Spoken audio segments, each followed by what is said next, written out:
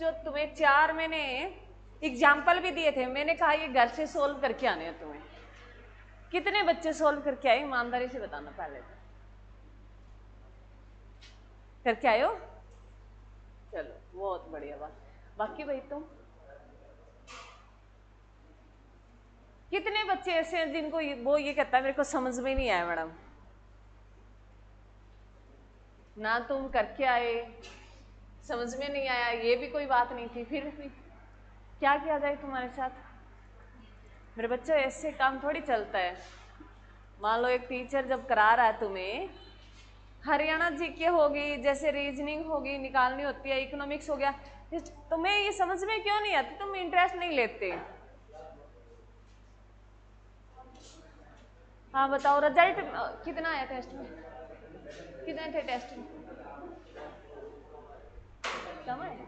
कितने थे? 76 30? चलो अच्छी बात है, तो पहली बार दिया है। तुम्हारे कितने थे मनीषा? 65 थे। तेरे कितने थे? 70 थे? 71 थे? और तेरे साथ बैठा उसके 68 है? अच्छा, आप तीनों के 40 50? चलो चलो भी मेरे बच्चे,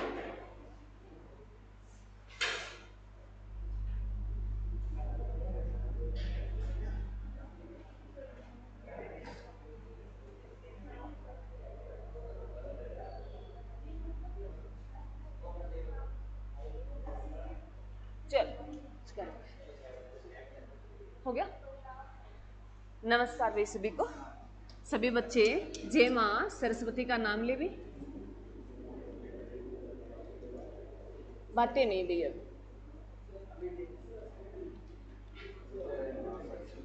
क्या पढ़ रहे हैं हम मेरे बच्चों? इकोनॉमिक्स पढ़ रहे हैं। क्या पढ़ रहे हैं मेरे बच्चों? इकोनॉमिक्स पढ़ रहे हैं। इकोनॉमिक्स को हिंदी में क्या कहते हैं? अर्थशास्त्र कहते हैं।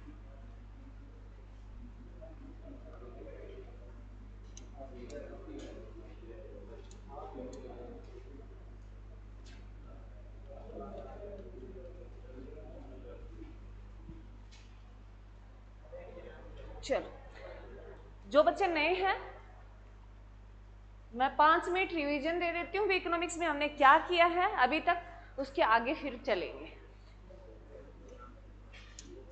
अभी तक हमने जो टॉपिक किया है मेरे बच्चों, फर्स्ट टॉपिक हमने किया है अर्थशास्त्र क्या होता है, अर्थशास्त्र क्या होता है, और अर्थव्यवस्था मेरे बच्चों, अर्थव्यवस्था। उसके बाद सेकेंड टॉपिक हमने किया है आर्थिक विकास, बातें नहीं भी, आर्थिक समृद्धि और आर्थिक विकास।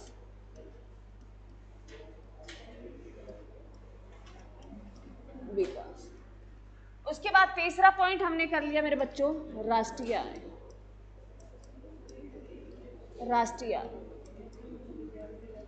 आज हमारा चौथा टॉपिक रहेगा, बातें नहीं भी ये, आज हमारा चौथा जो टॉपिक रहेगा आर्थिक नियोजन।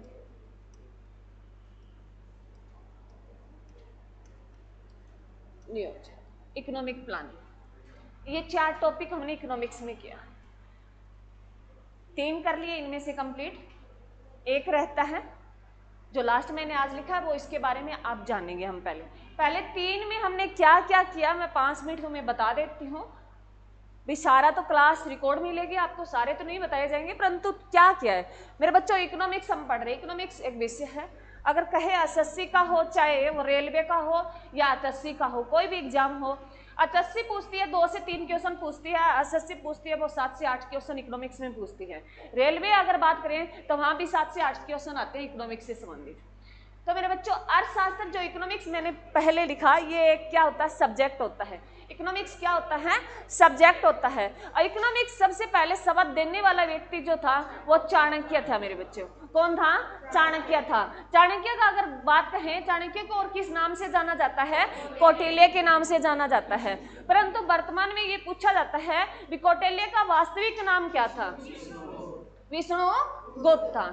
उन्होंने, अगर तुमसे क्वेश्चन पूछा जाए भी इकोनॉमिक्स पुस्तक सबसे पहले किसने लिखी, तो विष्णुगुप्त ने लिखी, चाणक्य ने लिखी, कौटिल्य ने ही लिखी। तीनों एक ही व्यक्ति हैं। कौटिल्य कह दे, चाहे चाणक्य कह दे, चाहे विष्णुगुप्त कह दे, वो इकोनॉमिक्स। इकोनॉमिक्स क्या होता है मेरे बच्चों, एक सब्जेक्ट होता है। क्या होता है, एक सब्जेक्ट होता है। जैसे हम 9th 10th की बात करें तो हम एसएसटी के साथ पढ़ते हैं इकोनॉमिक्स। उसके बाद 11 12 की बात करें, हम अलग सब्जेक्ट लेके पढ़ते हैं इकोनॉमिक्स। उसके बाद हम ग्रेजुएशन करते हैं, फिर हम पीजी भी करते हैं इकोनॉमिक्स में, फिर हम पीएचडी भी करते हैं। तो ये एक सब्जेक्ट के विषय में, ये सब्जेक्ट हमें क्या दिखाता है, इकोनॉमिक्स हमें ये दिखाता है हमारे देश की अर्थव्यवस्था हमें किस तरीके से चलानी है। अगर देश में कोई कंडीशन, मान लो कोई भी स्थिति आ जाती है, तो उसको उस स्थिति से निकलने के लिए हमें क्या, कौन सिखाता है, अर्थशास्त्र सिखाता है। ये क्या बताता है, कहते हैं आपके पास पहुंच करो, सीमित साधन हो, थोड़े साधन है, आपके पास थोड़े साधन हैं, परंतु आपकी जो आवश्यकताएं हैं, आपकी जो नीड्स है वो बहुत ज्यादा है। तो उन सीमित साधनों से उन आवश्यकताओं को आप कैसे कॉम्प्रोमाइज करोगे, वो हमें कौन सिखाता है, अर्थशास्त्र सिखाता है। वो हमें कौन सिखाता है, अर्थशास्त्र। इसमें 2 पुस्तकें हैं मेरे बच्चों। एक तो पूछी जाती है वेल्थ ऑफ नेशन, जो किसने दी, किसने दी, एडम स्मिथ ने दी। एडम स्मिथ जो है अर्थशास्त्र का, अगर पूछे आधुनिक अर्थशास्त्र का जनक किसे कहा जाता है, तो एडम स्मिथ को कहा जाता है मेरे बच्चों। उसके बाद अगर बात करें, हमें इकोनॉमिक्स नहीं पढ़नी, यहाँ हमें यहाँ क्या नहीं पढ़नी, अर्थशास्त्र नहीं पढ़ना, हमें यहाँ क्या पढ़ना है, भारत की अर्थव्यवस्था पढ़नी है। हमें क्या पढ़नी है, भारत की अर्थव्यवस्था पढ़नी है। अर्थव्यवस्था की बात करें मेरे बच्चों, एग्जाम में क्वेश्चन आता है अभी भारतीय अर्थव्यवस्था कैसी अर्थव्यवस्था होती है। तो भारतीय अर्थव्यवस्था की अगर बात करें तो इनको अलग अलग आधार पर बांटा गया है। अगर तुमसे पूछे भी वर्गीकरण के आधार पर पूछे तो भारत की अर्थव्यवस्था कैसी है, मिश्रित अर्थव्यवस्था है। वर्गीकरण के आधार पर 3 प्रकार की अर्थव्यवस्था होती है मेरे बच्चों, पूंजीवाद अर्थव्यवस्था, समाजवाद और मिश्रित। पूंजीवाद और समाजवाद का जो मिश्रण है वो भारतीय अर्थव्यवस्था है। पूंजीवाद में पूंजीपतियों की चलती है, पैसे वालों का, बाजार डिसाइड करेगा वस्तु की कीमत। उसके बाद आता है मेरे बच्चों, अगर मान लो पूंजीवाद की बात करें तो कौन से देश की पूंजीवाद अर्थव्यवस्था है, तो यूएसए की मेरे बच्चों। किस देश की अर्थव्यवस्था पूंजीवाद है, यूएसए की अर्थव्यवस्था पूंजीवाद है मेरे बच्चों। क्लियर है, वहां उद्योगपति डिसाइड करते हैं, वहां सरकार की इतनी नहीं चलती, वहां किनकी चलती है, उद्योगपतियों की चलती है। तो हमारे सामने भी हमने मिश्रित को क्यों अपनाया, क्योंकि जब हमारा देश आजाद हुआ था तो हमारे देश की कंडीशन बहुत दयनीय थी। तो हमारे जवाहरलाल नेहरू ने सोचा अगर हम पूंजीवाद को महत्व देते हैं तो कुछ एक हाथों में हमारी अर्थव्यवस्था सिमट के रह जाएगी, क्योंकि उद्योगपति जैसे अडानी अंबानी की बात करें, टाटा की बात करें, तो उनके हाथों में सिमट के रह जाएगी अर्थव्यवस्था। तो हमारे लोग पहले भी उनकी दयनीय स्थिति है, फिर और भी हो जाएगी। तो इन्होंने दोनों का मिक्स रखा, समाजवाद को भी अपनाया। सबसे ज्यादा फोकस किया वो किस पे किया, हमने समाजवाद को। हमारे यहाँ सरकार की सबसे ज्यादा चलती है। अब तो दोनों की मिक्स होगी 1991 से पहले, परंतु 47 और 1991 के बीच जो टाइम पीरियड रहा उसमें किसकी सबसे ज्यादा रही, सरकार का दबदबा सबसे ज्यादा रहा था। किसका दबदबा ज्यादा रहा था, सरकार का रहा था। सरकार, अगर हमें कोई उद्योग लगाना है तो सरकार से परमिशन लेनी पड़ती थी, लाइसेंस वगैरह लेने पड़ते थे। उसके लिए हमें बहुत लंबी कतारों में रहना पड़ता था, बहुत सारे पैसे खर्च करने होते थे।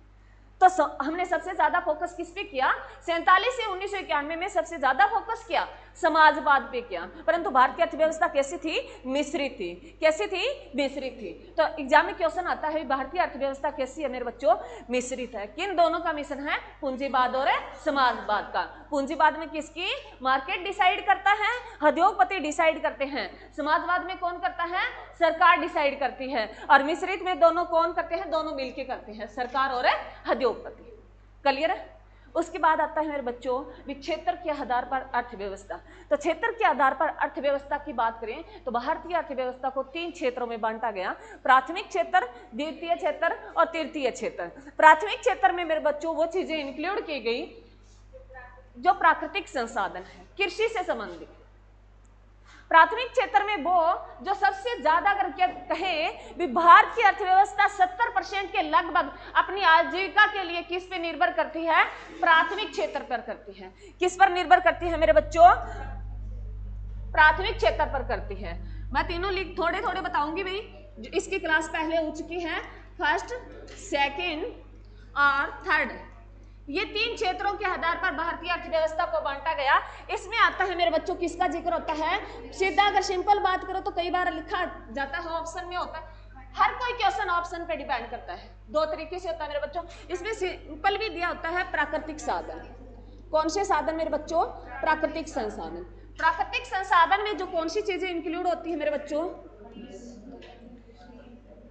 प्राकृतिक संसाधन में कृषि, पशुपालन, मत्स्य पालन, खनन और उत्खनन। उत्खनन में बच्चों ये चीजें किसमें शामिल होती हैं? फर्स्ट सेक्टर में शामिल होती है। फर्स्ट सेक्टर जो है उसमें शामिल होती है। एग्जाम में बहुत बार आते हैं, नॉर्मल क्वेश्चन पूछे जाएंगे, यहाँ से पूछा जाता है प्राथमिक क्षेत्र में कौन सा आता है, कौन सा नहीं आता। क्वेश्चन ऐसे होते हैं। तो इसमें कौन सा आता है मेरे बच्चों? कृषि करना और पशुपालन, मत्स्य पालन। ये तो मेरे को पता है, सभी बच्चों को पता ही होगा। कृषि करना तो सभी को पता है ना? अरे कृषि सभी को पता है, ऐसा कोई बच्चा है जो नहीं जानता भी कृषि कैसे की जाती है? सभी को पता है। कृषि करता है वो पशु पालता है। मत्स्य जो है हमारे जोड़ वगैरह, गांव में तो जोड़ वगैरह में रखते हैं। और इधर अगर कहें तो ये जो है भी 4 दीवारी जैसे बना लेते हैं, तालाब सा बना के उसमें मत्स्य पालन किया जाता है। मत्स्य विभाग होता है जिनमें अलग वैकेंसी भी आती है। उसके बाद 2 मेरे बच्चों 2 मैंने शब्द लिखे हैं, खनन और उत्खनन। खनन और उत्खनन। खनन होता है मेरे बच्चों पृथ्वी से हमें जो प्राकृतिक संसाधन जैसे पत्थर मिले, पत्थर से हमने पत्थर ये जो मतलब सीमेंट बनाई, रेली बनाई और जो है बजरी बनाई, ये चीजें है हमें कैसे आती है? पृथ्वी के जैसे जैसे प्राकृतिक साधन हमने वैसे ही उठा लिए, वो खनन में आते हैं। और उत्खनन होता है मेरे बच्चों पेट्रोलियम निकाला पृथ्वी के अंदर से, कोयला निकाला, खोद के चीजें निकाली, वो किस में आता है? उत्खनन में आता है। तुम्हें इतना ही ध्यान रखना है, खनन में पृथ्वी से ऊपर सीधी उठा ली और यूज में ले ली, वो आती है खनन में। उत्खनन में आता है मेरे बच्चों खोद के पृथ्वी को निकाला, वो मटेरियल किस में आता है? उत्खनन में आता है। क्लियर है? जो फर्स्ट क्षेत्र है अगर तुमसे पूछ ले भारत में सबसे ज्यादा रोजगार देने वाला क्षेत्र, सबसे ज्यादा रोजगार देने वाला क्षेत्र तो प्राथमिक क्षेत्र है मेरे बच्चों। कौन सा है? प्राथमिक क्षेत्र है। इसी के साथ तुम्हें पूछ ले भारत का सबसे कम राष्ट्रीय आय में योगदान देने वाला, अगर रोजगार की बात करें मेरे बच्चों, अगर रोजगार की बात करें, रोजगार हमें ये देता है 50 से 55% के आसपास देता है रोजगार। परंतु राष्ट्रीय आय में नेशनल इनकम की बात करें तो इसमें हमें ये योगदान देता है 17 से 20% के आसपास, 19% ही देता है मेरे मतलब, 20 नहीं होता मेरे बच्चों, 19% के आसपास, 19% के आसपास ये राष्ट्रीय आय में योगदान देता है। तो क्वेश्चन आता है आपका सबसे ज्यादा रोजगार देने वाला क्षेत्र तो कौन सा आएगा मेरे बच्चों? फर्स्ट क्षेत्र आएगा। सबसे कम आय देने वाला क्षेत्र फर्स्ट क्षेत्र आएगा। रोजगार सबसे ज्यादा देता है। आपने देखा होगा गांव में अगर हम 1 किला खेती कर रहे हैं, मतलब 2 किले कर रहे हैं, तो मतलब हमारे घर में जितने भी मेंबर होते हैं वो उसी किले में बस गुजारा कर लेते हैं, लगे होते हैं। कुछ जैसे हम पढ़ेंगे भी बेरोजगारी पढ़ेंगे तब उसमें बताया जाता है भारत में सबसे ज्यादा छिपी हुई बेरोजगारी मिलती है। छिपी हुई बेरोजगारी कौन से फील्ड में देखने को मिलती है मेरे बच्चों? कृषि क्षेत्र में मिलती है छिपी हुई बेरोजगारी। मतलब काम करने के लिए कम लोगों की जरूरत है और वहां अधिक लोग लगे हुए। मान लो 1 किला खेती करने के लिए 2 लोगों की जरूरत है और वहां 5 लोग काम कर रहे हैं, तो वो कैसी होती है मेरे बच्चों? छिपी हुई बेरोजगारी। वो कहां देखने को मिलती है? कृषि क्षेत्र में। क्लियर मेरे बच्चों? क्लियर? उसके बाद आता है मेरे बच्चों सेकंड क्षेत्र। जो हमने प्राथमिक क्षेत्र से क्या आया मेरे बच्चों? खेती से कपास आई तो कच्चा मटेरियल आया ना, कपास से कपड़ा बनाने के लिए हमें कहाँ ले जानी पड़ेगी? कपास। कहाँ ले जानी पड़ेगी मेरे बच्चों? उद्योगों में। कहाँ लेके जानी पड़ेगी? उद्योगों में, जहां धागा बनेगा फिर कपड़ा बनेगा। तो हमें सेकंड क्षेत्र में क्या आएंगे मेरे बच्चों? उद्योग आएंगे। सेकंड में क्या आएंगे? उद्योग आएंगे। क्लियर है मेरे बच्चों? फर्स्ट क्षेत्र से हमने कच्चा मटेरियल लिया, उस कच्चे मटेरियल को तैयार माल के लिए बदलने के लिए हमें क्या चाहिए? उद्योग चाहिए। तो उद्योग किस क्षेत्र में आएंगे? सेकंड क्षेत्र में आएंगे। किस में आएंगे? सेकंड क्षेत्र में आएंगे। उसके बाद जब कपड़ा बन गया, चीनी बन गई, चीनी मिलों में गन्ने से, गन्ना कहां से आया? प्राथमिक क्षेत्र से। चीनी कहां से आई? औद्योगिक सेकंड क्षेत्र से। उस चीनी को, उस कपड़े को मार्केट में पहुंचाने के लिए हमें क्या चाहिए? सर्विस चाहिए। क्या चाहिए? सर्विस चाहिए। उस सर्विस में जो अगर पूछे थर्ड क्षेत्र में क्या आती है मेरे बच्चों? सेवाएं आती हैं। क्या आती हैं? सेवाएं आती हैं। सेवाएं में जो सारे इंक्लूड होती है मेरे बच्चों, बैंकिंग, बातें नहीं ली, बैंकिंग, बीमा, शिक्षा, चिकित्सा,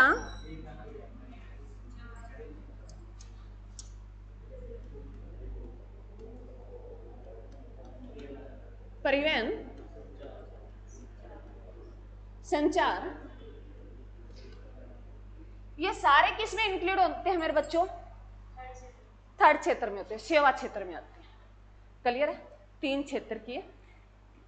अगर वर्गीकरण के आधार पर पूछे तो अर्थव्यवस्था कैसी है? मिश्रित है। किन दोनों का मिश्रण? पूंजीवाद और समाजवाद का। क्षेत्र के आधार पर बात करें तो 3 क्षेत्रों में बटी हुई है। सबसे ज्यादा हमें आजीविका देने वाला क्षेत्र प्राथमिक क्षेत्र। कौन सा क्षेत्र है? प्राथमिक क्षेत्र। और सबसे कम राष्ट्रीय आय में योगदान देने वाला प्राथमिक क्षेत्र। इसका उल्टा थर्ड हो जाता है मेरे बच्चों, फर्स्ट का उल्टा थर्ड हो जाता है। अगर पूछे सबसे कम रोजगार देने वाला, सबसे कम रोजगार देने वाला तृतीय क्षेत्र। सबसे कम रोजगार कौन सा देता है? थर्ड क्षेत्र। और सबसे ज्यादा कौन देता है? फर्स्ट क्षेत्र। और सबसे ज्यादा नेशनल इनकम में, राष्ट्रीय आय में योगदान देने वाला क्षेत्र थर्ड क्षेत्र है। ऐसे क्वेश्चन पूछे जाएंगे आपके से। क्लियर है मेरे बच्चों? और यहां से पूछे जाएंगे भी सेकंड क्षेत्र में कौन क्या आता है, थर्ड क्षेत्र में क्या इंक्लूड होता है। तो ध्यान रखना, फर्स्ट क्षेत्र में प्राकृतिक साधन, सेकंड क्षेत्र में उद्योग और थर्ड क्षेत्र में सेवाएं। क्लियर है? अरे क्लियर है? उसके बाद ये टॉपिक डीपली तो भाई क्लास आपको रिकॉर्ड मिल जाएगी, उसमें मिले हैं, करवाए हुए हैं, परंतु यहाँ तो ऑथेंटिक मैंने बता दिया मेन बातें क्या थी। उसके बाद मेरे बच्चों में हमने पढ़ा आर्थिक समृद्धि और आर्थिक विकास। क्या पढ़ा?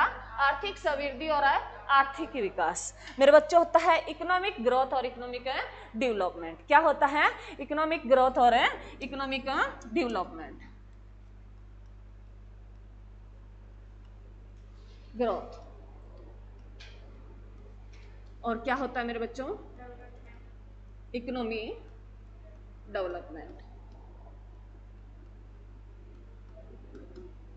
ये 2 शब्द है, आपको शब्दों से शब्द समझ में आने चाहिए।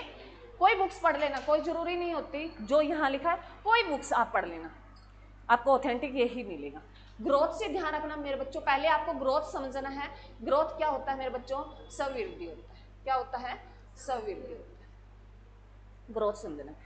इकोनॉमी भूल जाओ एक बार, पहले ग्रोथ पे जाना है। जैसे अगर हम बॉडी में चेंज होते हैं, हाइट बढ़ जाना, मोटापा आ जाना, छोटे हाथों से बड़े हाथ हमारे, जैसे बॉडी में चेंज आता है, वो कैसा होता है मेरे बच्चों? ग्रोथ में आता है। बॉडी में चेंज होता है, बॉडी में चेंज हुआ वो माप सकते हैं ना, हाइट को माप सकते हैं ना, वजन को माप सकते हैं। तो कैसा ग्रोथ, क्या कैसा होता है मेरे बच्चों? मात्रात्मक। कैसा होता है मेरे बच्चों? ग्रोथ मात्रात्मक। ग्रोथ कैसा है? मात्रात्मक, जिसको मापा तोला जा सके, जिसको माप या तोला जा सके। तो इकोनॉमी में ऐसा होता है मेरे बच्चों। आर्थिक समृद्धि में क्या होता है? जिसको हम माप तोल सकते हैं, वो इंक्लूड होगी। इकोनॉमिक्स के हिसाब से बात करें तो हम इकोनॉमिक्स किस में माप सकते हैं मेरे बच्चों? राष्ट्रीय आय में, नेशनल इनकम, हाँ, प्रति व्यक्ति आय में भी। हमारी राष्ट्रीय आय में, हमारे देश की राष्ट्रीय आय कितनी बड़ी, माप सकते हैं ना। अरे राष्ट्रीय आय को माप सकते हैं ना, हाँ, तो जो माप तोल सकते हैं वो किस में आएगा मेरे बच्चों? इकोनॉमिक ग्रोथ में आता है। जैसे बॉडी में चेंज होता है वो कैसे कर सकते हैं? हम माप तोल सकते हैं। क्लियर है? वो किस में आएगा? अगर इकोनॉमिक्स के आधार पर बात करें तो मेरे बच्चों इसमें क्या आ जाएगा? राष्ट्रीय आय दे सकता है ऑप्शन में, या वो प्रति व्यक्ति आय दे सकता है। क्लियर है? राष्ट्रीय आय से प्रति व्यक्ति आय आती है मेरे बच्चों। जब राष्ट्रीय आय को कुल जो एक देश की टोटल जनसंख्या उससे डिवाइड कर देते हैं नेशनल इनकम को, तो क्या निकल के आ जाता है मेरे बच्चों? प्रति व्यक्ति आय निकल के आ जाती है। कुल जनसंख्या से नेशनल इनकम को भाग दे देते हैं तो क्या निकल के आ जाएगी? प्रति व्यक्ति आय आ जाती है। क्लियर है? अरे घर के लोग जितने, घर में जितना पैसा आया, मान लो कमाने वाला एक हो, घर में 1 लाख पैसे आ रहे हैं और तुमसे पूछ ले घर की प्रति मेंबर की आय बताओ, हमें तो एक इकट्ठी नहीं बतानी, राष्ट्रीय आय में आय नहीं बतानी, तो तुम प्रति मेंबर क्या करोगे? घर में अगर 5 मेंबर है, 1 लाख रुपए आ रहे हैं, 5 से डिवाइड कर दो तो पर कैपिटा इनकम आ जाएगी आपकी। एक घर के पर, चाहे वो बच्चा 2 साल का है चाहे 3 साल का है, उसके हर किसी व्यक्ति की आ जाएगी प्रति व्यक्ति आय। क्लियर मेरे बच्चों? उसके बाद होता है मेरे बच्चों मात्रात्मक हो गया, उसके बाद होता है डेवलपमेंट। बॉडी में चेंज हो गया वो तो क्या हो गया? ग्रोथ हो गया। उसके साथ हमने एजुकेशन ली, टाइम के अनुसार हमारा इन्वायरमेंट बदला, जैसे सामाजिक संपर्क में आए, हम सोशल के संपर्क में आए, हमने क्या सीखा, हमारे में अच्छाई क्या चेंज आया। एक हम छोटे थे, बड़े बड़े होते जाते हैं। 18 से आज भी एक न्यूज में आई है, ऑपरेशन संस्कार चलाया है मेरे बच्चों। क्या चलाया है? आज का है, करंट का क्वेश्चन है, ऑपरेशन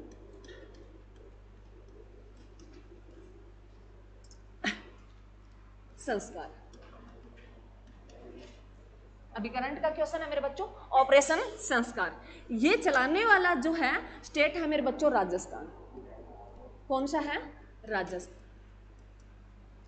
ऑपरेशन है संस्कार, राजस्थान ने चलाया है। क्या है मैं बताऊंगी मैं, ये इस पे मिला जुला है तो इसके साथ कर लो, ये करंट का क्वेश्चन है। ऑपरेशन संस्कार जो है मेरे बच्चों ये चलाया है 18 से 24 वर्ष वाले बच्चों के लिए, 18 से 24 वर्ष वाले बच्चों के। क्योंकि मैंने तुम्हें हर दिन मैं क्लास में बताती हूँ मेरे बच्चों, ये 18 से 24 वाली उम्र है ना, इतनी खतरनाक उम्र है, पूछो मत। हम ना चाहते हुए मजबूरी में कुछ करना पड़ जाता है, ना इग्नोर करते हुए देखना पड़ जाता है। ये ऐसी उम्र है, हर चीज इसी में होती है। कुछ भी हो, चाहे बॉडी में चेंज को ले लो, कुछ भी ले लो, शादी को ले लो, शादी मेन मुद्दा है। चाहे कोई भी चीज हो रही है ना, मतलब हमें जैसे मार्केट, मैं बच्चों से हमेशा कहती हूँ कि मार्केट में क्या हो रहा है, ये 18 से 24 वाले बच्चों पे सबसे ज्यादा इफेक्ट डालता है। उसके बाद 30-25 प्लस होने लग जाते हैं ना, तब इतना इफेक्ट नहीं डालता। अब जैसे मैं मार्केट से जाती हूँ ना, मेरे को किसी से कोई मतलब नहीं है कोई कहाँ खड़ा है, मैं ना देखती हूँ मार्केट में कितना कुछ लगा हुआ है। जब 18 से 24 साल के बीच में बच्चियां जाती है ना, तो उसको इफेक्ट होता है, वो हर दुकान की तरफ देखती जाती है भी क्या नया आया है। बच्चे जैसे बच्चे लड़के क्या देखते हैं, लड़के जब रोड पे जा रहे हैं गाड़ियां कौन सी आई है, कौन सा बाइक आया है, ये देखते हैं ना, कौन सा मोबाइल आया है, ये चीजें। तो ये अट्रैक्शन जो हमें सबसे ज्यादा उम्र जो हमें देता है, ये 18 से 14 बरस वाला देता है मेरे बच्चों। 18 से 24 बरस का जो उम्र है ना, इतनी खतरनाक उम्र है। इसमें मैं हमेशा कहती हूँ मेरे बच्चों, 6 से तुम्हें 6 माह से 12 माह तक, माह की बात कर रही हूँ मेरे बच्चों, बरस की नहीं, माह, महीने, मंथ, ये उम्र तुम पढ़ाई में लगा दो। उसके बाद तुम जो चाहोगे, पहले तो मेन प्रायोरिटी होती है हमारी शादी। हमारा समाज ऐसा कहता है भी शादी, कुछ बच्चे हैं जो शादी के लिए, कई बच्चे अभी भी बोल देते हैं, अब तो चलो मजाक में बोल देते हैं भी शादी का मुद्दा लेके भी, अगर लड़का कामयाब है तो शादी हो जाएगी, नहीं तो भाई जमीन अच्छी है तब हो जाएगी, नहीं तो नहीं होगी। उसके बाद ये 6 से 12 महीने, बातें नहीं, तुम जानते हो, मैं भी जानती हूँ, सारे कुछ तुम जानते हो, बताने वाली नहीं है, सोशल मीडिया भरा पड़ा है। 6 से 12 महीने तुम पढ़ाई में ईमानदारी से दे दो मेरे बच्चों, सेटल हो जाओगे। जो तुम लाइफ में चाहोगे, गाड़ी ले लेना, शादी कर लेना अपनी मनपसंद से, घर वाले कुछ भी नहीं कहेंगे, क्योंकि ये टाइम बदल रहा है। परंतु ये नहीं ली तो मेरे बच्चों कुछ नहीं मिलेगा। शादी भी कर ली, और हमारे यहाँ चलन है विभाग के शादी भी कर ली तो वो 2 महीने या 4 महीने की चांदनी है, फिर कुछ नहीं है मेरे बच्चों, भटकते रहना। वो कहेगा तेरे में कसूर था और वो कहेगी तेरे में था, मेरे को इतना पता होता मैं आती नहीं, वो कहेगा मेरे को पता होता मैं लाता ही नहीं। बस दोनों एक जैसे सेटल हो गए तो कोई कुछ नहीं, अपना अपना करना है बस। ये शादी, यही 6-12 महीने जो है किसके हैं, पढ़ाई के, और यही शादी के हैं। उसके बाद अपना अपना करना है, बस समाज को देख के निभाना है, भी निभाना है रिश्ता। तो ये तुम्हारे पे डिपेंड करता है मेरे बच्चों। मेरे को तो यही बताना था भी ऑपरेशन संस्कार किन को, इन बच्चों को सुधारने के लिए, उन बच्चों को जानकारी देने के लिए किसने चलाया है, राजस्थान ने चलाया है। ठीक है मेरे बच्चों, हम बात कर रहे थे मेरे बच्चों डेवलपमेंट की। किसकी बात कर रहे थे, डेवलपमेंट की बात कर रहे थे। तो मेरे बच्चों ग्रोथ के साथ साथ, अरे पीछे प्लानिंग हो गई क्या शादी वाली, बातें नहीं। ग्रोथ के साथ साथ मेरे बच्चों शिक्षा और स्वास्थ्य, शिक्षा स्वास्थ्य में हमारा जो डेवलपमेंट हुआ है वो कितना हुआ, वो किस में जोड़ देंगे मेरे बच्चों, ग्रोथ में जोड़ देंगे तो क्या निकल के आ जाता है, एक देश का डेवलपमेंट आ जाता है। भी कितना विकास हुआ है, भी कितने लोग पढ़े लिखे हैं, कितने हमारे यहाँ स्वास्थ्य में सुधार आया है। तो इसमें कैसे साइंस आपको देखने को मिलेगा, डेवलपमेंट में दिखेगा मेरे बच्चों मात्रात्मक हो रहे हैं गुणात्मक। कैसे दिखेंगे संकेत मेरे बच्चों, मात्रात्मक हो रहे हैं गुणात्मक।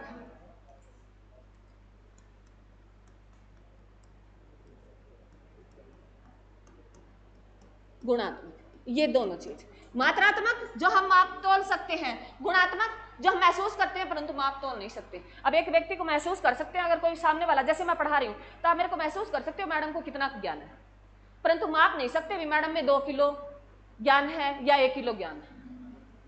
ये बात है मेरे बच्चों। तो ये कैसा गुण है मेरे बच्चों, गुणात्मक है। कैसा है, गुणात्मक है। और मात्रात्मक है जो हम माप तोल सकते हैं। तो विकास में कैसे गुण आएंगे, दोनों आएंगे मेरे बच्चों, मात्रात्मक और गुणात्मक। और ग्रोथ में कौन सा आएगा, मात्रात्मक। क्लियर है। उसके साथ हमने किया था मेरे बच्चों भी आर्थिक विकास, हमारे देश का आर्थिक विकास मापने के लिए मैंने तुम्हें कुछ बताए थे भी एसडीआई में हमारी क्या स्थान रहा। एसडीआई में हमारा कौन सा स्थान रहा, एसडीआई क्या है मेरे बच्चों, ह्यूमन डेवलपमेंट इंडेक्स। बहुत बार एग्जाम में आता है, क्या है मेरे बच्चों, ये ह्यूमन डेवलपमेंट इंडेक्स बातें। उसके बाद हमारी इसमें भारत की रैंक जो रही, एग्जाम में सीधा ही क्वेश्चन पूछ लेता है भी एसडीआई में भारत की रैंक कौन सी रही थी, तो कौन सी रही मेरे बच्चों, 130वीं रैंक रही। भारत कौन से स्थान पे रहा, 130वें स्थान पे रहा। क्लियर है मेरे बच्चों। और इसको जारी कौन करता है मेरे बच्चों, यूएनडीपी, यूएनडीपी करता है मेरे बच्चों, जो क्या है, United Nation Development Programme. Clear है मेरे बच्चों, क्लियर है। उसके साथ मैंने तुम्हें बताया था मेरे बच्चों भी भारत की खुशहाली में रैंक, अगर पूछे भी भारत की जो खुशहाली, भारत के लोग खुश कितने हैं, खुशहाली में रैंक 118वां स्थान है भारत का। शांति कितनी है हमारे, शांति है मैडम हमारे, तो शांति में हमारी रैंक कितनी है बच्चों, 115वां स्थान है भारत का। उसके बाद अगर पूछे भ्रष्टाचार में, सारे भ्रष्टाचार है मैडम, हम तो नहीं है क्या, भ्रष्टाचार में हमारी कौन सी रैंक है मेरे बच्चों, 96। 4th नंबर पे लिखो एसडीजी, सस्टेनेबल डेवलपमेंट गोल में हमारा कौन सा स्थान है, 99 वाला सामान मिलता है ना, अरे आता नहीं आता। उसके बाद हमने कौन सी रैंक निकाली मेरे बच्चों, जेंडर गैप, जेंडर है गैप कौन सा है मेरे बच्चों, 131वां स्थान। और कौन सा है मेरे बच्चों, बस यही था। हाँ जी हाँ जी, ठीक है ठीक है। प्रेस में कौन सा स्थान है मेरे बच्चों, मीडिया में हमारा कौन सा स्थान है? 151वां स्थान है मेरे बच्चों।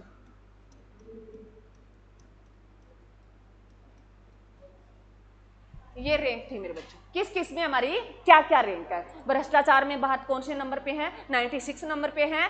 एसडीजी गोल में 17 गोल्स होते हैं मेरे बच्चों। उसमें अलग अलग होता है, अभी एजुकेशन कितनी है, पानी कितना है, आम जनता तक भोजन कितना पहुंच रहा है, वो सारे गोल होते हैं। तो उसमें हमारी रैंक कौन सी है? 99 है। और जेंडर गैप में कितना है? 131वां है। और शांति में पूछे 115वां है। और खुशहाली में पूछे 118वां है। और एसडीआई में पूछे 130वां है। ये रैंक पूछ लेता है तुमसे। क्लियर मेरे बच्चों? फायर में 4th रैंक। क्लियर है मेरे बच्चों? उसके बाद जो हमने किया मेरे बच्चों, राष्ट्रीय आय। उसके बाद हमारा टॉपिक 3rd था राष्ट्रीय आय।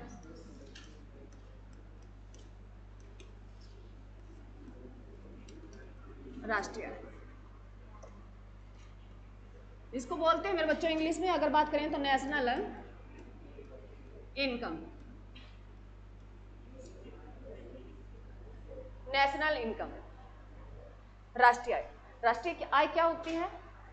पूरी वीडियो 2 दिन वीडियो चली हुई, 2 घंटे की क्लास, आप 5 मिनट में कुछ नहीं होता, परंतु तुम्हें ऑथेंटिक पता चल जाएगा अभी राष्ट्रीय आय होती क्या है। राष्ट्रीय आय होती है मेरे बच्चों, ध्यान से सुनो, एक देश के अंदर एक वित्तीय वर्ष में, वित्तीय वर्ष होता है मेरे बच्चों, वित्तीय वर्ष की बात करें, एग्जाम में आता है मेरे बच्चों इसलिए लिख रही हूं।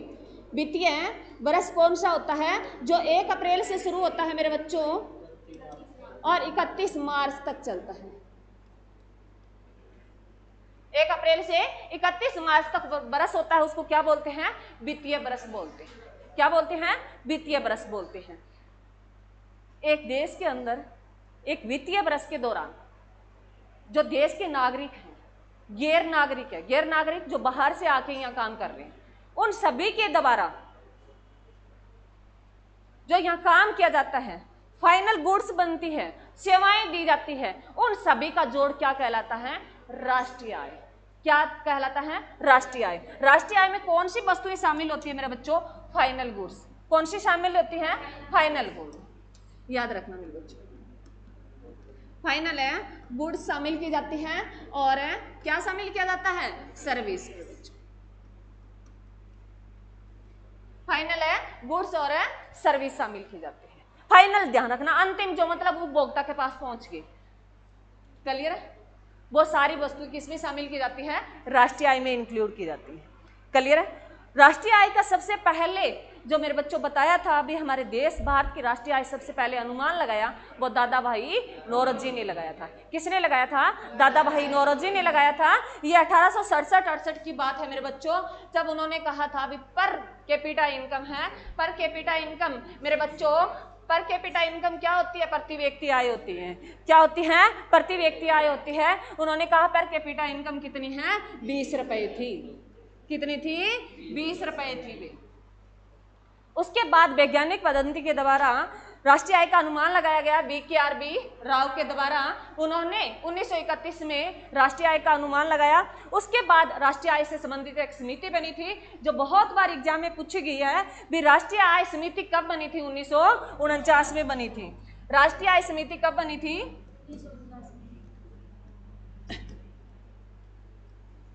राष्ट्रीय आय समिति की बात करें तो 1949 में बनी थी मेरे बच्चों। कब बनी थी? 1949 में बनी थी। और ये राष्ट्रीय आय समिति, इसके अध्यक्ष कौन थे? पी.सी. महालनोबिस। प्रथम राष्ट्रीय आय समिति के अध्यक्ष चुने गए थे। कौन चुने गए थे मेरे बच्चों? पी.सी. महालनोबिस चुने गए थे फर्स्ट अध्यक्ष।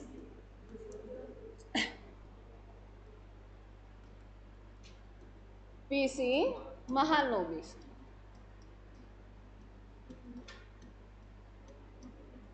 पी.सी. महालनोबिस को चुना गया था मेरे बच्चों। और इसके 2 अन्य मेंबर थे, एक आर गाडगिल था और एक वी.के.आर.बी. राव था। 2 अन्य मेंबर भी थे इस समिति में शामिल। एक आर गाडगिल था, डॉक्टर था मेरे बच्चों ये, और एक अन्य जो दूसरा व्यक्ति जो था वी.के.आर.बी. राव। 2 व्यक्ति अन्य थे, VKRV राव, 2 अन्य व्यक्ति थे। ये इस राष्ट्रीय आय समिति का, इस राष्ट्रीय आय समिति का इन्होंने कब किया? 1949 में। इन्होंने किस वर्ष की राष्ट्रीय आय का अनुमान लगाया मेरे बच्चों? 1947 है या 48? अरे कौन सी पुराने बच्चे नहीं बोलेंगे क्या? 1 मिनट मेरे बच्चे। 1948-49 की बरस का अनुमान लगाया। बरस कौन सा? ध्यान से सुनना मेरे बच्चों, मैंने तुम्हें लिखाया था, ऊपर लिखाया वित्तीय बरस होता है उस राष्ट्रीय अनुमान।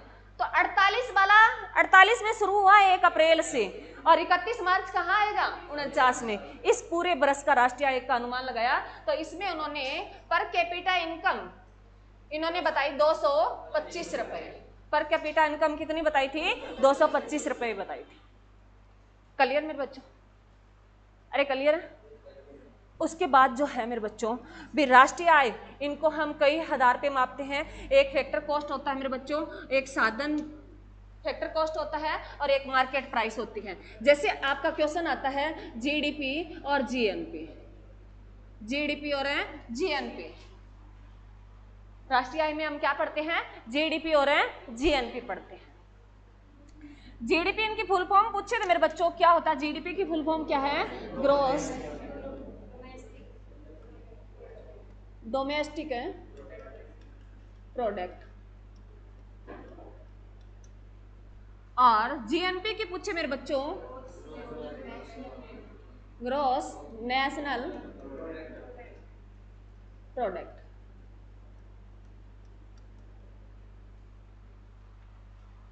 हिंदी में लिखना चाहो तो लिख लो मेरे बच्चों, परंतु यहाँ तुम इंग्लिश में रखो ना, बहुत अच्छी बात है।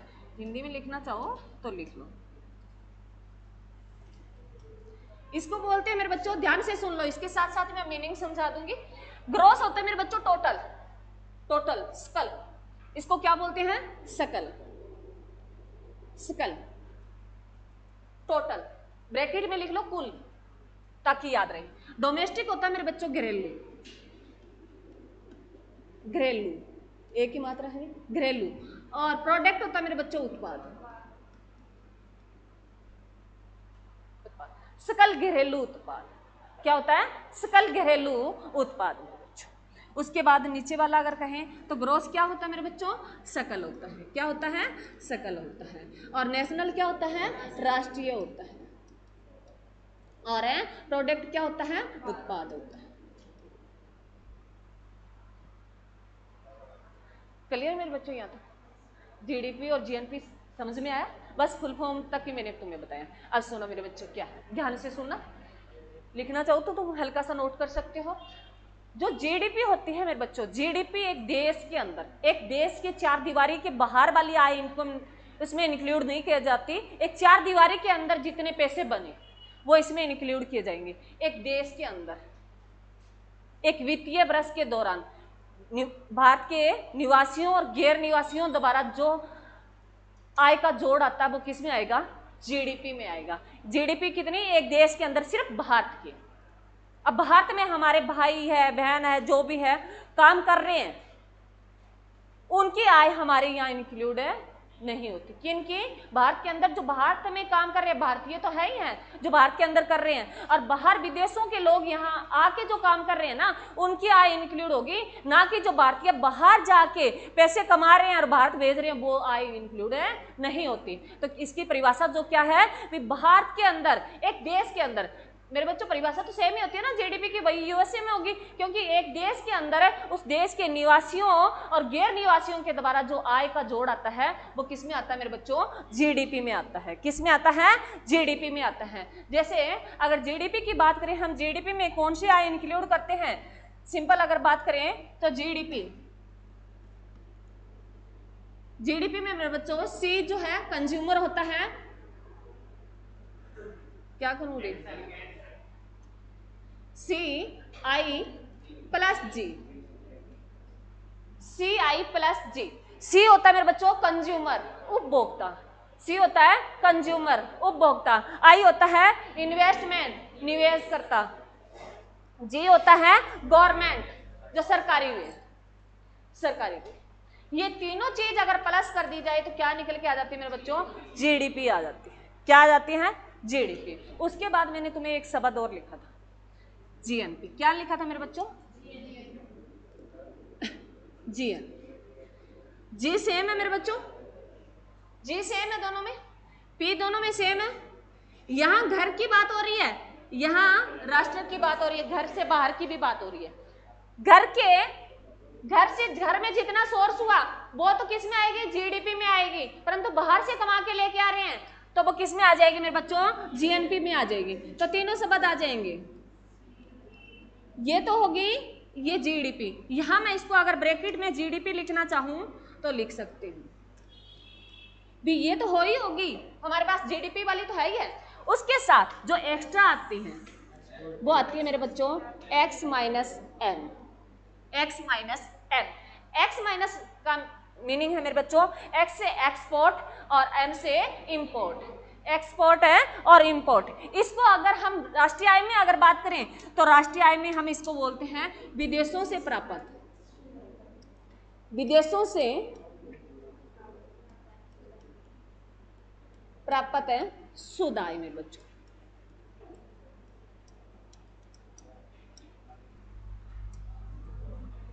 विदेशों से प्राप्त है शुद्ध आय, जो किन से निकली है मेरे बच्चों? X minus N. सुन लो, एक्स होता है मेरे बच्चों, मान लो हमारे देश के लोग बाहर काम करने गए और हमने कुछ सामान भेजा बाहर, भारत का सामान है भेजा बाहर, जैसे गेहूं भेजी हमने यूएसए को, और यूएसए में हमारे कुछ भाई काम करने गए हुए हैं पहले, तो जो मेरा हमारे भाई यूएसए में काम कर रहे हैं वो पैसे भेजेंगे ना बाहर? अरे भेजेंगे। और जब गेहूं हमने वहां दी तो गेहूं के बदले हमें पैसे मिले ना? अरे गेहूं भेजी है तब उसके बदले पैसे मिले ना? हम भेजते हैं किसी देश को, वो होता है एक्सपोर्टिंग। देश भेजने वाला होता है वो कैसा देश होता है? एक्सपोर्टिंग देश होता है। कैसा होता है? एक्सपोर्टिंग कंट्री होता है। क्लियर है? भेजने वाला, उस भेजे हुए सामान को जो खरीद रहा है देश,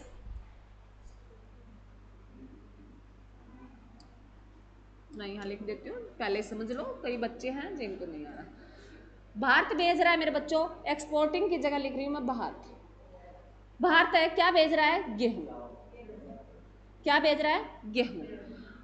यूएसए है इंपोर्टिंग कंट्री, यूएसए उस गेहूं को क्या कर रहा है मेरे बच्चों? खरीद रहा है। भारत क्या कर रहा है? भेज रहा है। और यूएसए क्या कर रहा है? खरीद रहा है।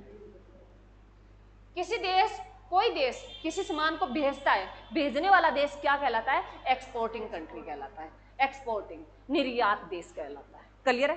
उस भेजे हुए सामान को जो आगे कोई सामान आगे देश खरीदेगा ना, अरे जब सामान भेजा गया तो कोई देश ही खरीदेगा। मान लो यूएसए ने वो गेहूं खरीदा, तो जो सामान खरीदने वाला देश है वो इंपोर्ट कंट्री कहलाएगा। क्या कहलाएगा? इंपोर्ट है कंट्री कहलाएगा। क्लियर मेरे बच्चों? तो हमारी इन दोनों की आय कैसे निकाली जाती है? मान लो अलग अलग देशों को हमने सामान भेजा, अलग अलग देशों को हमने सेवाएं दी और उस बदले हम पैसे हमारे देश में आए, तो हमारे देश में सपोज करो 120 करोड़ आए। कितने आए?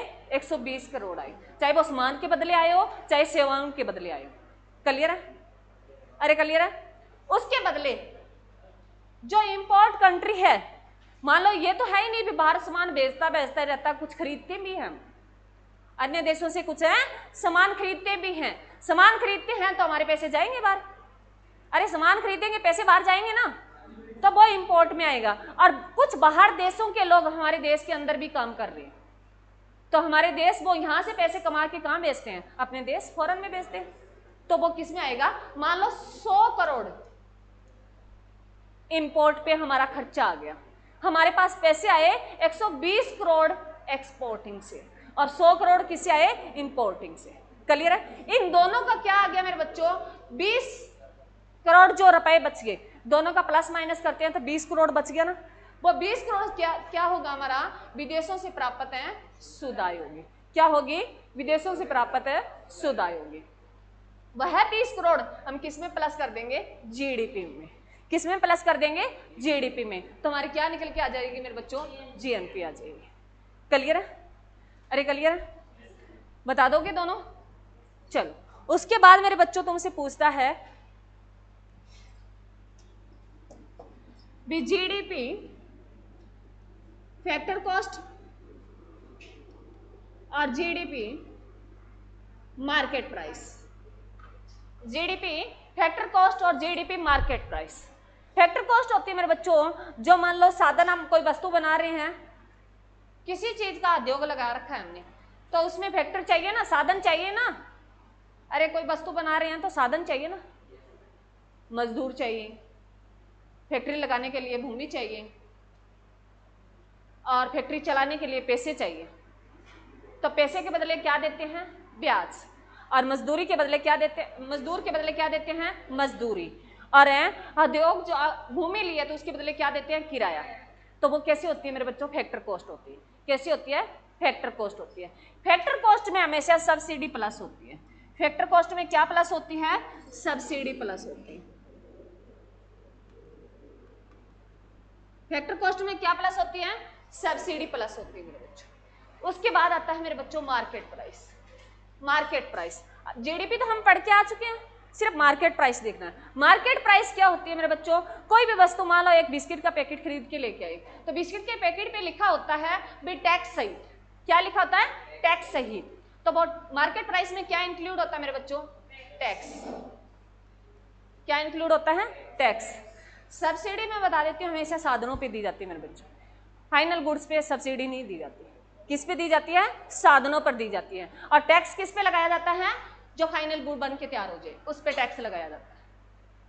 अरे इसी पे लगता होगा टैक्स। किस पे लगता है? वस्तुओं पे लगता है। और सब्सिडी किस पे दी जाती है? साधनों पर दी जाती है। क्लियर है मेरे बच्चों? तो हमेशा देख, फैक्टर कॉस्ट की बात आए तो उसमें क्या है आपको याद रखना है। ऑलरेडी पहले उसमें फैक्टर कॉस्ट की बात आ गई तो सब्सिडी उसमें प्लस है। मार्केट प्राइस की बात आ गई तो उसमें पहले क्या है? टैक्स प्लस है, जिसको हम कर बोलते हैं। जिसको हम क्या बोलते हैं? कर। और सब्सिडी को क्या बोलते हैं मेरे बच्चों? अनुदान बोलते हैं। क्लियर मेरे बच्चों? अरे क्लियर है? यहां तक किसी बच्चे को कोई दिक्कत? कोई दिक्कत नहीं है? चलो अब लिखो मेरे बच्चों। अब आ जाए क्वेश्चन तुम्हारा एग्जाम में कैसा आता है मेरे बच्चों? तुम्हें दी होगी जीडीपी फैक्टर कॉस्ट पे दी है, फैक्टर कॉस्ट पे तुम्हें निकालनी है, क्वेश्चन मार्क निकालनी है तुम्हें फैक्टर कॉस्ट पे। और तुम्हारी जो जीडीपी दी है वो किस पे दे रखी है?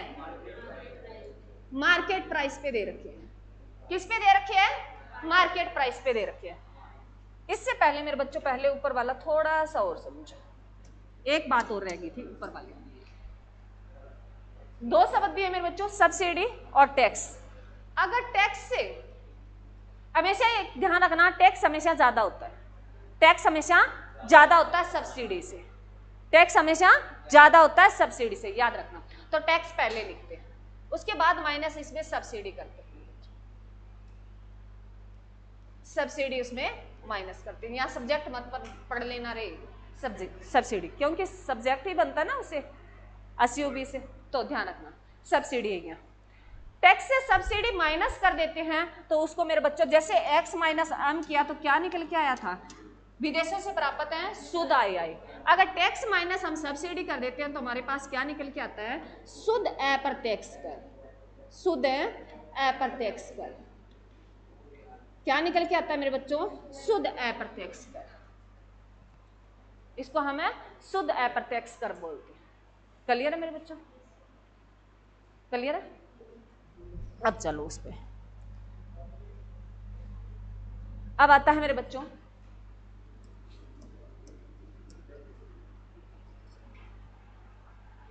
जीडीपी फैक्टर कॉस्ट पे हमें बतानी है। किस पे बतानी है? फैक्टर कॉस्ट पे बतानी है। मैंने क्वेश्चन मार्क लगा रखा है, भी हमें निकालनी है। और हमें दे रखी है जीडीपी मार्केट प्राइस पे। हमें क्या दे रखी है? मार्केट प्राइस पे दे रखी है। मार्केट प्राइस पे दे रखी है तो आपको पता है, मैंने बताया ऊपर, मार्केट प्राइस में दी हो तो उसमें क्या है? पहले भी ऑलरेडी टैक्स प्लस है। क्या उसमें? टैक्स प्लस है। फैक्टर कॉस्ट में हमें सब्सिडी प्लस है, परंतु निकालनी है हमें। तो इस मार्केट में से हम क्या माइनस करें तो फैक्टर कॉस्ट आ जाए। तो जो हमने लिखा ऊपर मेरे बच्चों, शुद्ध अप्रत्यक्ष, इसमें से क्या कर देते हैं? माइनस कर देते हैं। शुद्ध अप्रत्यक्ष कर कर माइनस कर देते हैं तो किस पे हमारी जीडीपी निकल जाएगी? फैक्टर कॉस्ट पे निकल जाएगी। किस पे निकल जाएगी? फैक्टर कॉस्ट पे। अब इसका उल्टा हो जाए मेरे बच्चों, अब इसका उल्टा हो जाए, हमें जीडीपी मार्केट प्राइस पे निकालनी हो और फैक्टर कॉस्ट पे दे रखी हो, जीडीपी फैक्टर कॉस्ट पे दे रखी हो। ध्यान से सुनो मेरे बच्चों, ऊपर तो मैंने तुम्हें बताया फैक्टर कॉस्ट पे निकालनी है, जबकि हमें मार्केट प्राइस पर दे रखी है, तो उसमें से हम क्या प्लस माइनस करें तो हमारे पास फैक्टर कॉस्ट आ जाए। तो हमने क्या माइनस किया? शुद्ध अप्रत्यक्ष कर। किनका है मेरे बच्चों? ये T minus S, tax minus है सब्सिडी का। क्लियर है? वो माइनस करते ही क्या आ जाता है? Factor cost. अब मैंने कहा तुमसे भी हमें निकालनी है जीडीपी मार्केट प्राइस पर, परंतु हमें फैक्टर कॉस्ट है दे रखी है, तो अब इसमें क्या प्लस माइनस करें तो हमारे पास मार्केट प्राइस पे आ जाए जीडीपी। तो क्या कर देंगे मेरे बच्चों?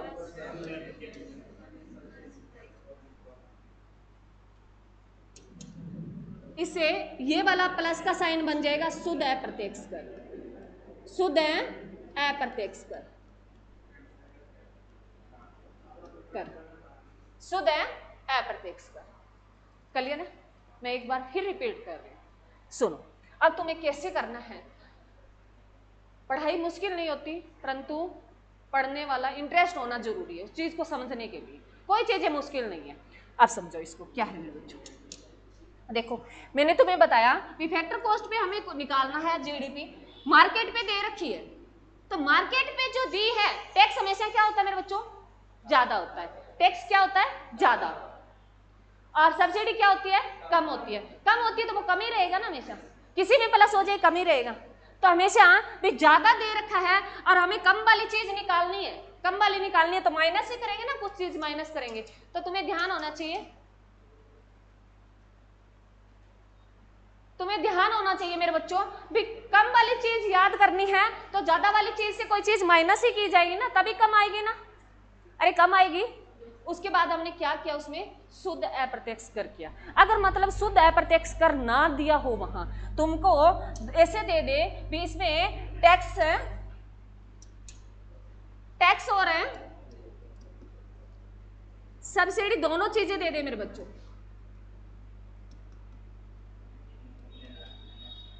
ये दोनों नाम लिखे दे दे, शुद्ध अप्रत्यक्ष कर ना दे तो क्या करना है मेरे बच्चों?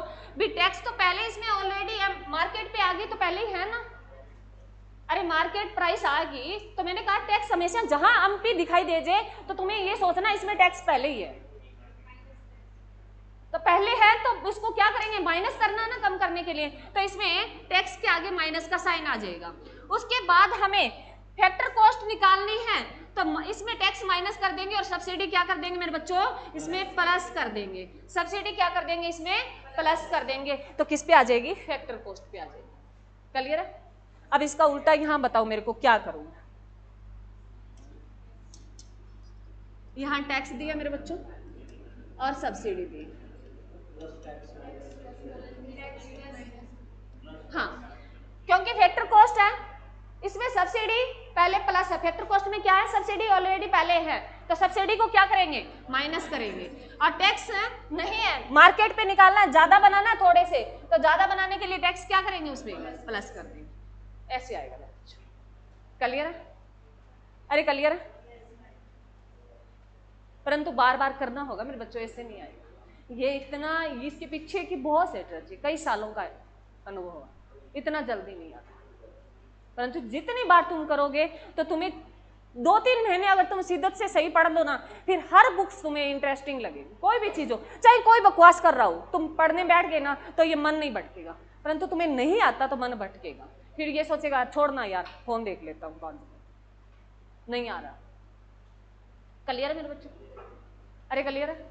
उसके बाद आता है मेरे बच्चों, इन्हीं चीजों से तुमसे पूछा जाता है भी जीडीपी फैक्टर कॉस्ट, परंतु हमें बनानी है मेरे बच्चों एनडीपी फैक्टर कॉस्ट।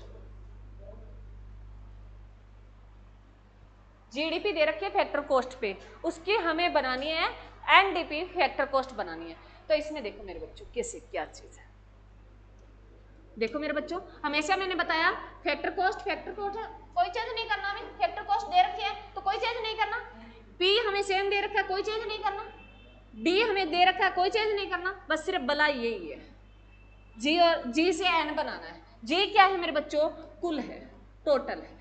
इसमें हमने कोई भी सामान बनाया तो उसमें हमारी मेहनत है, हमारी जो भी एनर्जी लगी, हमारे चीजों में जो घिसावट वगैरह आई वो सारी इंक्लूड कर दी, टोटल में क्या आ जाता है? कुल आ जाता है, ग्रोस में। उस टोटल से अगर हम मूल्यह्रास जो हमारी लागत आई है वो माइनस कर दें तो क्या निकल के आ जाएगी? एन निकल के आ जाएगा। तो इससे हम क्या माइनस कर दें मेरे बच्चों? मूल्यह्रास। मूल्यह्रास जिसको बोलते हैं मेरे बच्चों डेप्रिसिएशन। क्या बोलते हैं? डेप्रिसिएशन। अगर हम इस पूरे से माइनस कर देते हैं तो हमारे पास क्या निकल के आ जाएगा? एनडीपी, फैक्टर कॉस्ट पे आ जाएगी। इसकी फुल फॉर्म अगर तुम लिखना चाहो तो लिख लो, नेट डोमेस्टिक प्रोडक्ट, जिसको हिंदी में सिर्फ यहाँ नेट की जगह तुम्हें नेवल लिखना है, सकल की जगह नेवल है घरेलू आय, नेवल है घरेलू आय या उत्पाद, नेवल है घरेलू उत्पाद। तो तुमसे आता है मेरे बच्चों ये क्वेश्चन बहुत आता है भी जीडीपी से एनडीपी कैसे बनाएं। क्लियर है? क्लियर है? यहां तक किसी बच्चे को कोई दिक्कत समझ में आया मेरे बच्चा? चल तो मेरे बच्चों तुम मेरे को बना के दिखाओ। जीएनपी फैक्टर कॉस्ट पे हमें बनानी है और जीडीपी हमें दे रखी है मार्केट प्राइस पे। तो कैसे बनाए?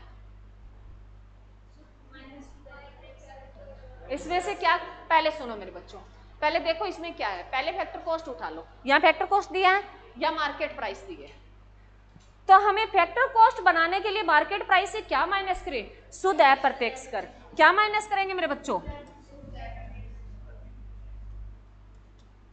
माइनस करेंगे शुद्ध अप्रत्यक्ष कर। इस एमपी से हमने क्या बनाया? एफसी बना लिया, इतना बना दिया। उसके बाद देखो मेरे बच्चों पी सेम है ना, अरे पी सेम है कोई दिक्कत नहीं है।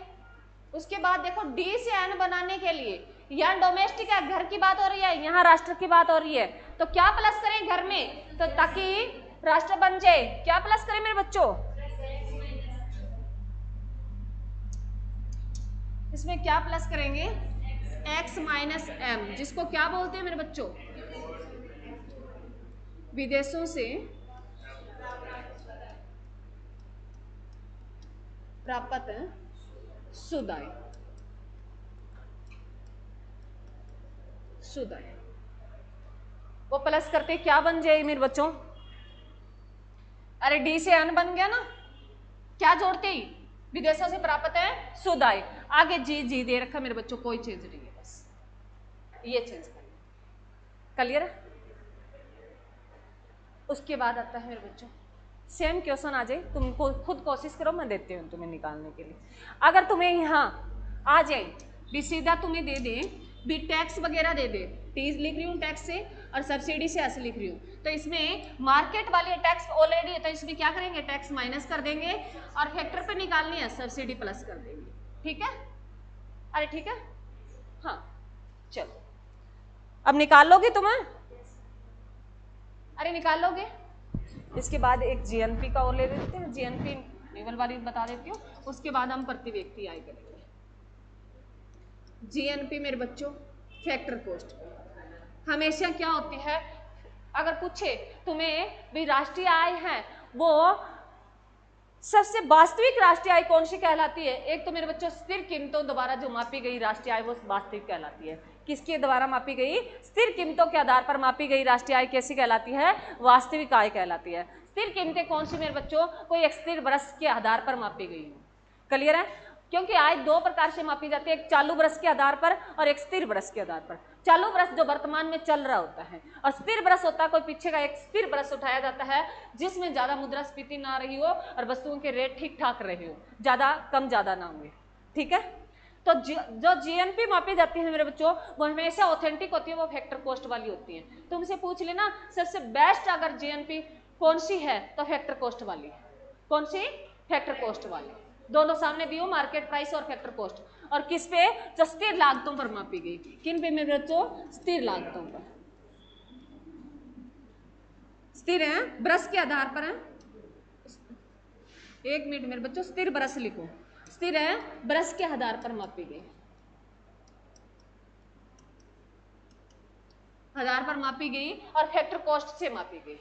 ठीक है मेरे बच्चों, उसके बाद अगर हमें इसका NNP फैक्टर कॉस्ट बनाना हो तो क्या करेंगे मेरे बच्चों? पहले तुम्हें क्या करना है, जैसे मैंने बोला है वैसे देखो, फैक्टर कॉस्ट दे रखा है, यहाँ भी फैक्टर कॉस्ट दे रखा है, यहाँ P दे रखा है, यहाँ भी P दे रखा है, यहाँ N दे रखा है, यहाँ N दे रखा है, परंतु सिर्फ दो चेंज करने हैं, G और N।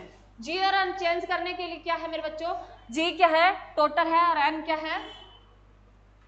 उसका शुद्ध निकालना है। तो इसे क्या माइनस कर देंगे? क्या माइनस करेंगे? मूल्यह्रास, डेप्रिसिएशन। क्या माइनस कर देंगे? डेप्रिसिएशन माइनस कर देंगे। तो क्या निकल के आ जाएगा? NNP फैक्टर कॉस्ट पे आ जाएगा। क्लियर है?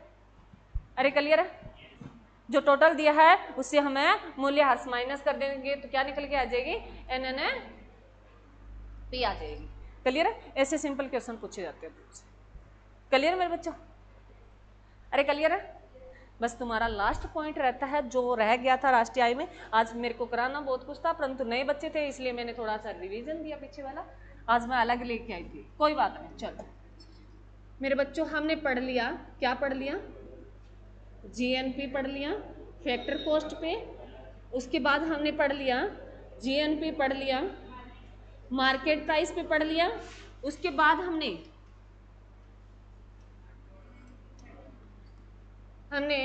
जीडीपी पढ़ ली फैक्टर कॉस्ट पे, और उसके बाद हमने जीडीपी पढ़ ली मार्केट प्राइस पे।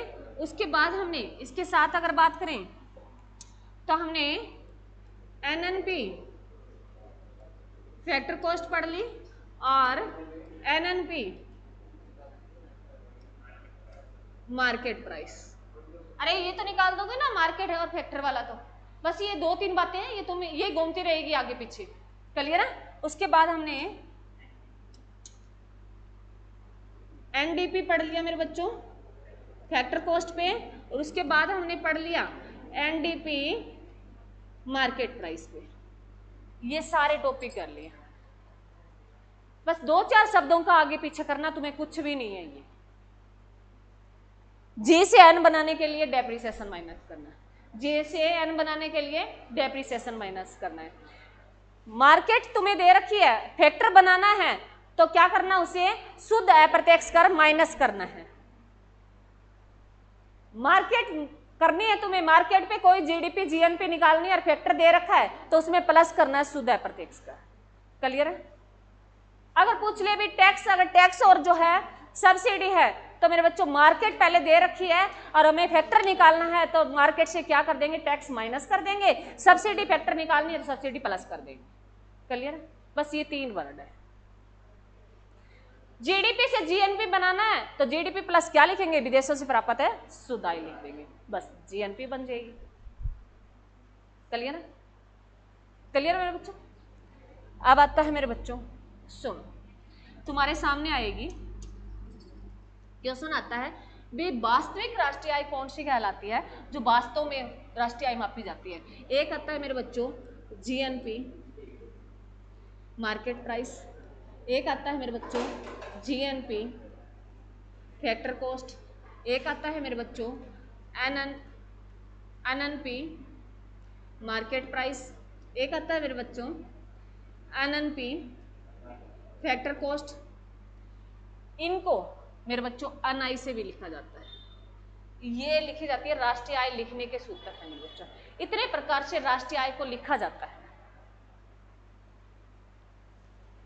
जीएनपी तो इसमें सारा जो खर्चा है घिसाट वगैरह वो सारी मिक्स है, उसको माइनस कर देते हैं तो एनएनपी निकल के आ जाता है। पूछे सबसे शुद्ध कौन सी है, इनमें से तुम्हें छंटनी करनी पड़े तो जीएनपी है, एनएनपी है और ये वाला सिंपल एनआई लिखा ही आता है मेरे बच्चों। नेशनल इनकम लास्ट तुम्हारा लिख के आएगा वो एनआई लिखा आता है, राष्ट्रीय आय। कहीं भी लिखी होगी वहां सकल नहीं दिया होगा, सिर्फ वहां लिखा होगा राष्ट्रीय आय। कौन सा मेरे बच्चों, राष्ट्रीय आय। अब आता है मेरे बच्चों हमारा क्वेश्चन, मैंने बता तो दिया परंतु दोबारा बता देती हूँ। लास्ट में हमारा पॉइंट है कि प्रति व्यक्ति आय क्या होगी। प्रति व्यक्ति आय, ये तो हमने एसडीआई किया था ना, तब किया था, परंतु राष्ट्रीय आय के बाद इसको जानते हैं वे प्रति व्यक्ति आय हमारी क्या होगी। तो इसको हम कैसे निकालते हैं मेरे बच्चों, कैसे निकालते हैं। राष्ट्रीय आय क्या है मेरे बच्चों, एनआई। क्या है, एनआई। यहां दे सकता है एनएनपी फैक्टर कॉस्ट, यहां दे सकता है मेरे बच्चों जीएनपी फैक्टर कॉस्ट। ये वास्तविक है, कैसा भी दे सकता है, तीनों नहीं देगा, एक है, तीनों एक ही बात है। एक अनायिक है, उसके नाम है ये तीनों, एक व्यक्ति के नाम होते हैं ना दो तीन, वैसे इसके नाम है। बात हिंदी में अगर बात करें तो ये हमारी क्या है मेरे बच्चों, राष्ट्रीय आय। राष्ट्रीय आय, इस राष्ट्रीय आय को मेरे बच्चों किससे भाग दे दें, कुल जनसंख्या से भाग दे दें। किससे भाग दे दें, कुल जनसंख्या से भाग दे दें। तो क्या निकल के आ जाएगी मेरे बच्चों, पर कैपिटा इनकम आ जाएगी। इसको लिख लो, पर कैपिटा इनकम मेरे बच्चों, जिसको हम पीसीआई बोलते हैं। पर कैपिटा इनकम निकल के आ जाएगी। क्लियर है, अरे क्लियर है, निकालोगे, ये फॉर्मूला पूछा जाएगा तुमसे। अब आता है मेरे बच्चों ये पर कैपिटा इनकम आ गई, परंतु एग्जाम में पूछ लेता है भी प्रति व्यक्ति व्यय करने योग्य आय। लिखो, प्रति व्यक्ति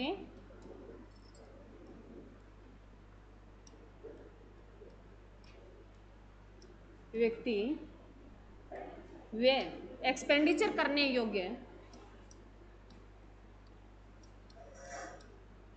आय। मतलब जो पर कैपिटा इनकम कमा रहा है, जो उसके पास आय आ रही है, क्या सारा वो खर्च करने के योग्य आय है, नहीं होती मेरे बच्चों, क्योंकि उस टोटल आय से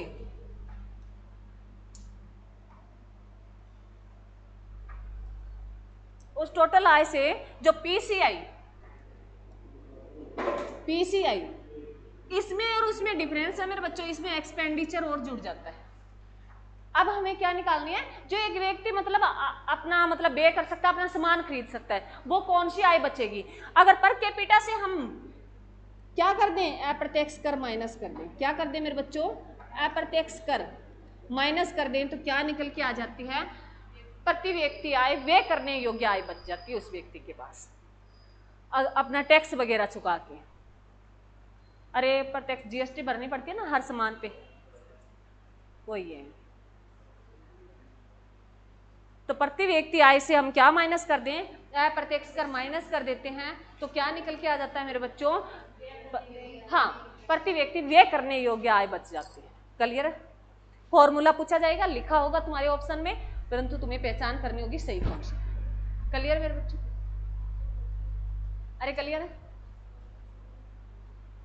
यहां तक समझ में आया। ये था मेरे बच्चों आज हमारा जो नेक्स्ट है, कल हम टॉपिक करेंगे वो करेंगे आर्थिक नियोजन। क्या करेंगे मेरे बच्चों, आर्थिक नियोजन। आज इसकी थोड़ी सी कहानी तुम्हें बता देती हूँ ताकि कल हमारा टाइम वेस्ट ना हो। आर्थिक नियोजन आज मेरे को ये कुछ कराना था, मैंने सोचा 3 दिन में ये कंप्लीट करा दूंगी, परंतु आज पीछे वाला रिवीजन दे दिया। अब मैं रिवीजन नहीं करूंगी, कोई भी बच्चा आए अब रिवीजन नहीं करूंगी। आर्थिक नियोजन क्या है मेरे बच्चों, आर्थिक नियोजन इकोनॉमिक प्लानिंग। क्या है मेरे बच्चों, इकोनॉमिक प्लानिंग।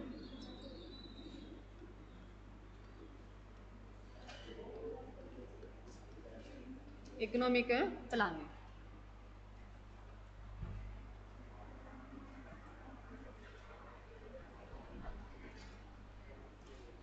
क्या होता है मैं बता देती हूँ मेरे बच्चों। इसमें करेंगे हम पंचवर्षीय योजनाएं करेंगे।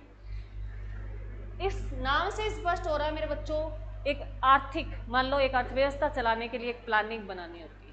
क्या होता है, एक पूरा प्लान होता है। जैसे कोई टीचर टीचिंग करने आ रहा है तो उसका प्लान होता है भी बच्चे को कैसे कैसे कराना है।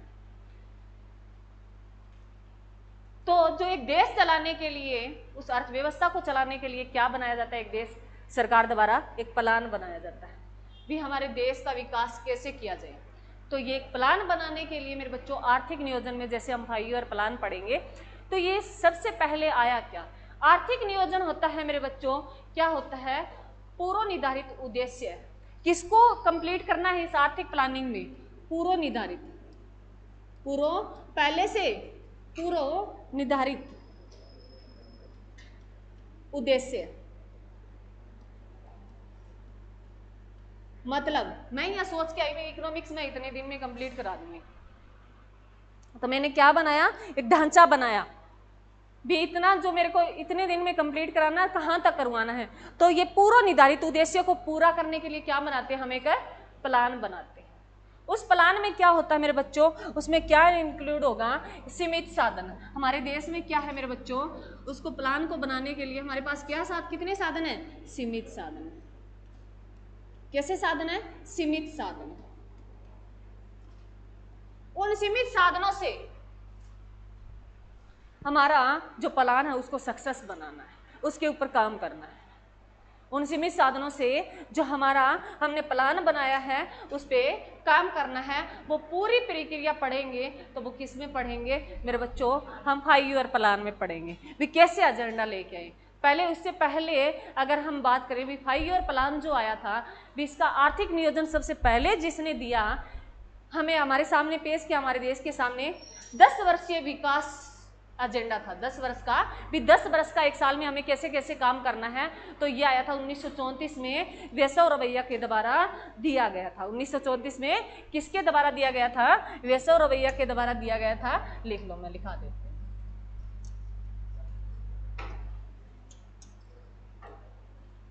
1934 में आर्थिक नियोजन के बारे में हमें किसने बताया मेरे बच्चों,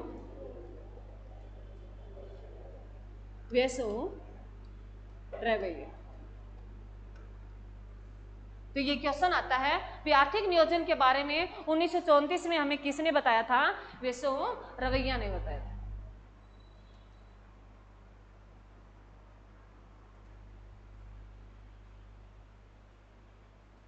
और इस वेसव रवैया की मेरे बच्चों पुस्तक थी एक है प्लान इकोनॉमिक फॉर इंडिया। इन्होंने इसका वर्णन किसमें किया था, इसकी वेसव रवैया की एक पुस्तक थी मेरे बच्चों, पुस्तक बुक थी इनकी, प्लान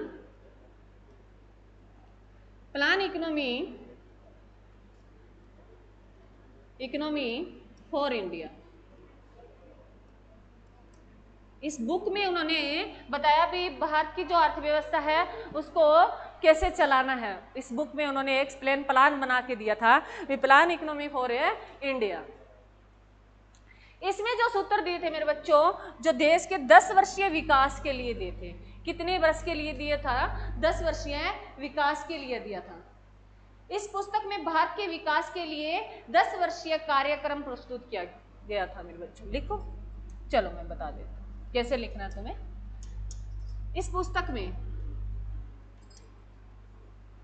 एक मिनट मेरे बच्चों, यही कर लेते हैं इधर ही। इस पुस्तक में मेरे बच्चों क्या दिया गया, 10 वर्षीय कार्यक्रम दिया गया था। क्या दिया गया था, 10 वर्षीय कार्यक्रम दिया गया था भारत के विकास को चलाने के लिए भी। 10 साल की प्लानिंग दे दी थी भी कैसे अर्थव्यवस्था को चलाना है, कहाँ कहाँ कितना इन्वेस्टमेंट करना है, कैसे काम करना है। तो इसमें जो प्लान इकोनॉमी फॉर इंडिया में कितने वर्ष के लिए दिया था कार्यक्रम है, 10 वर्ष के लिए दिया था। क्लियर, अरे क्लियर है। इसके आगे जो मेरे बच्चों हम पढ़ेंगे भी, जवाहरलाल नेहरू एक कमेटी बनती है, उसकी अध्यक्षता में कमेटी आती है और कमेटी जो है वो इसके सामने रखती है। परंतु नोट में लिख लो मेरे बच्चों, एक इम्पोर्टेंट है भी, आर्थिक नियोजन का सबसे पहले किसने अपनाया था, आर्थिक नियोजन को अपनाने वाला सबसे पहले, नोट में लिख लो, केंद्रीय योजना को, इसको केंद्रीय योजना भी बोलते हैं, केंद्रीय योजना को सर्वप्रथम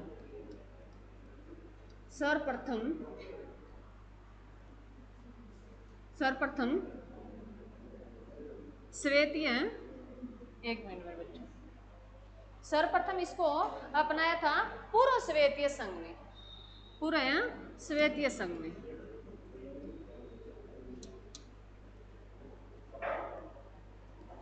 सोवियतीय संघ ने, बताती हूँ क्या है ये, ने अपनाया था।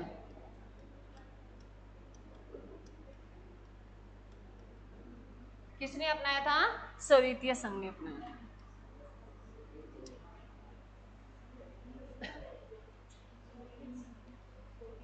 अच्छा ठीक, मैंने गलती लिख दिया क्या? चलो ठीक कर लो, कोई बात नहीं।